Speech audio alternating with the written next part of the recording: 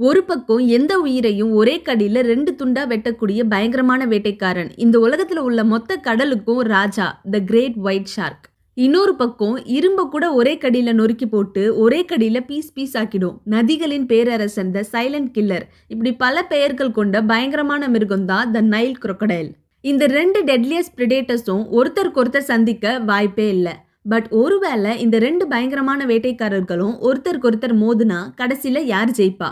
இந்த 2 நீர்வாழ் பேரரசர்களோட size, bite food, skin, speed, strength இது எல்லாம் கம்பேர் பண்ணி இவங்க 2 பேர்ல யார் ஜெயிப்பான்னு பார்க்க போகிறோம். இந்த வீடியோ ரொம்ப இன்ட்ரெஸ்டிங்காக இருக்கும். ஸோ ஸ்கிப் பண்ணாமல் பாருங்கள். அப்போ தான் white shark versus Nile crocodile இவங்க 2 பேரில் யார் மாசுன்னு தெரியும். இப்போ வாங்க வீடியோக்குள்ளே போகலாம். த கிரேட் ஒயிட் ஷார்க்கோட வெயிட்டு 1500லேருந்து 2000 கிலோ இருக்கும். ஒரு பெரிய காரோட வெயிட்டுக்கு சமமாக இருக்கும். த நைல் crocodileோட வெயிட்டு 700லேருந்து 1000 கிலோ இருக்கும். மனிதனை விட 10 மடங்கு வெயிட்டாக இருக்கும். ஒயிட் ஷார்க்கோட லென்த்து 15லேருந்து 20 அடி நீளமாக இருக்கும். நைல் crocodile 14லேருந்து 18 அடி நீளமாக இருக்கும். ஒயிட் ஷார்க்கோட பைட்டிங் ஃபோர்ஸ் 4000 PSI.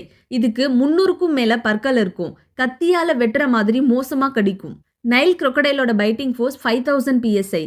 இந்த உலகத்திலேயே மிக அதிகமான பைட்டிங் ஃபோர்ஸ் நைல் முதலைக்கு தான் இருக்குது. இதோட வாயில் எது மாட்டினாலும் பீஸ் பீஸ் ஆகிற வரைக்கும் விடவே விடாது. ஒயிட் ஷார்க்கோட ஸ்கின்னு ரப்பர் மாதிரி ஸ்ட்ராங்காக இருக்கும். இதோட தோலில் பற்கள் மாதிரி சின்ன சின்ன துகள்கள் இருக்கும். இதோட தோலை தொட்டால் சாண்ட் பேப்பர் மாதிரி கீரும். தண்ணியை கிழிச்சு ஸ்விம் பண்ணுறதுக்கு ஏற்ற மாதிரி இதோட ஸ்கின் இருக்கும். நைல் முதலையோட தோல் ஒரு ஆர்மர் மாதிரி திக்காக எலும்பு மாதிரி ஸ்ட்ராங்காக இருக்கும்.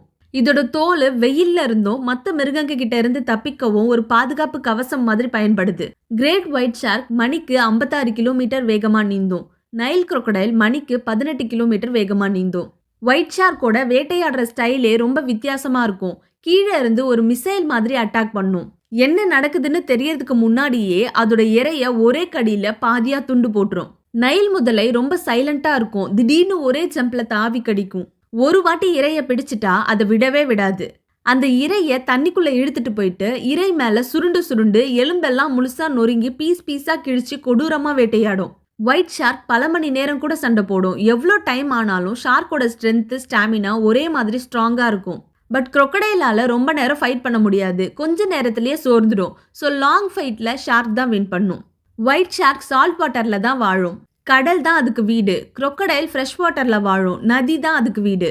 ஒருவேளை இந்த 2 பயங்கரமான மிருகமும் கடலில் மீட் பண்ணால் ஷார்க்கு ஸ்பீடாக கடலோட அடியில் கூட வேகமாக நீந்தும். சூப்பராக அட்டாக் பண்ணும். crocodileக்கு கடல் ஒரு புது இடம். அதுவும் சால்ட் வாட்டரில் crocodileஆல சரியாக நீந்தவும் முடியாது. ஸ்லோவாக தான் நீந்தும். crocodileஆல கடல் ஆழத்தில் ஸ்பீடாக நீந்தவோ ஸ்பீடாக அட்டாக் பண்ணவும் முடியாது. ஸோ கடலில் நைல் crocodileஆல ஷார்க்கோட ஸ்பீடுக்கு ஈக்குவலாக சண்டை போட முடியாது. கடலில் ஷார்க் தான் வின் பண்ணும். ஒருவேளை crocodileோட வீடு சதுப்பு நிலத்தில் சண்டை வந்தால் கம்மியான தண்ணியில் ஷார்க்கால ஸ்பீடாக நீந்தவோ அட்டாக் பண்ணவும் முடியாது. இங்கே crocodile தான் ஜெயிக்கும். ஒருவேளை white shark and Nile crocodile 2 பேருக்கும் சூட் ஆகுற மாதிரி ஒரு நார்மல் வாட்டரில் சண்டை வந்தால் ஷார்க்கு ஸ்பீடாக மூவ் பண்ணும்.